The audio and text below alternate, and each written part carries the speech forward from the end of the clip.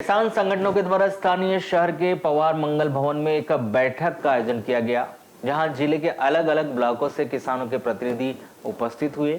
और बैठक कर यह निर्णय लिया गया कि यदि किसी किसान को धान बेचना है तो वह धान बेच सकता है, क्योंकि छोटे किसान के पास दूसरी आवक तो नहीं होती और वह कैसे और अधिक दिन तक यह बिना धान बेचे रह सकता है। इसलिए बैठक आयोजित कर निर्णय लिया गया कि किसान अपने अपने क्षेत्र में हाथ पर काली पट्टी बांधकर अपनी धान बेचेगा और यह किसान आंदोलन को इसी प्रकार सतत और लगातार।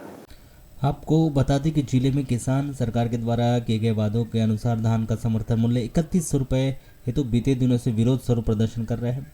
2 दिसंबर से चालू हुई धान खरीदी में भी किसानों के द्वारा अपनी धान बहुत से ब्लॉकों में अभी तक बेची नहीं गई और किसान के द्वारा सरकार से 3100 रुपये धान का समर्थन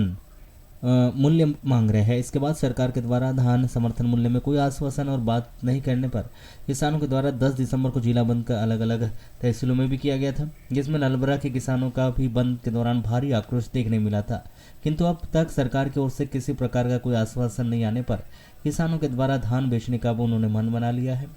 क्योंकि बहुत से किसानों का यह मानना है कि ग्रामीण क्षेत्रों में बहुत से ऐसे छोटे किसान हैं जिनके पास आय का कोई दूसरा साधन नहीं है। बीते दिनों से चल रहे आंदोलन और विरोध स्वरूप किसान ने अभी तक बहुत से इलाके में धान नहीं बेची है, जिस कारण उनके सामने अब आर्थिक परेशानी खड़ी हो रही है। इसलिए अब किसान संगठन के द्वारा यह बैठक कर यह निर्णय लिया गया कि क्यों न अब धान बेच दी जाए और किसानों के द्वारा 12 दिसंबर को बालाघाट मुख्यालय में स्थानीय पवार मंगल भवन में एक बैठक आयोजित की गई, जहां जिले के 10 ब्लॉकों से किसान और उनके प्रतिनिधि बैठक में पहुंचे, जहां बारी बारी से आए हुए प्रतिनिधि और किसानों ने बैठक में अपनी बातें रखी, जिससे सभी ने सबसे पहले किसानों को संगठित होने की बात कही। जबकि इस बैठक में बहुत से किसानों के साथ साथ कुछ ऐसे किसान भी थे जो अलग अलग राजनीतिक दलों से जुड़े हुए भी थे,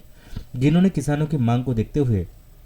पार्टी से हटकर पहले किसानों की मांग को प्राथमिकता देते हुए किसान के हितों में बात कही और बताया कि आज किस प्रकार से राजनीतिक पार्टी भी किसानों के साथ नहीं दे रही है। इस कारण आज वह अपने राजनीतिक दलों को किनारा करते हुए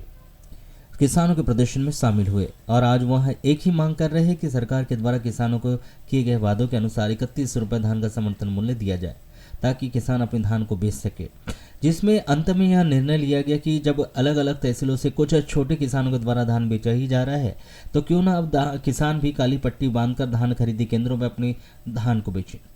उनका आंदोलन भी जारी रहेगा और किसानों की जो सरकार से लड़ाई चल रही है वह भी जारी रहेगी, क्योंकि जल्दी किसानों के द्वारा किसान संगठन बनाकर उनके बैनर तले सभी ब्लॉकों में समितियां और संगठनों का विस्तार कर रणनीति भी बनाई जा रही है। वहीं उन्होंने निर्णय यह भी लिया कि जब तक किसानों को 3100 रुपये धान का मूल्य नहीं मिलता, तब तक यह लड़ाई उनकी सरकार के साथ जारी भी रहेगी।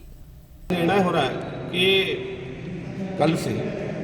धान की खरीदी प्रारंभ की जाए। कारण ये है कि किसान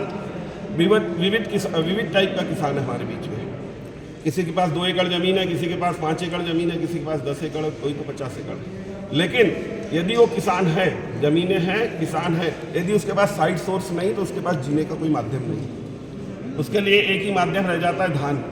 और धान को उसको बेचना अति आवश्यक है। यदि धान नहीं बेचेगा तो उसके खर्चे कैसे चलेंगे। इसलिए हम सब लोगों ने हमारे आंदोलन में पूरे जिले के किसानों ने सहयोग प्रदान किया, इसलिए पूरे किसान धन्यवाद के पात्र हैं। अब हम चाह रहे हैं कि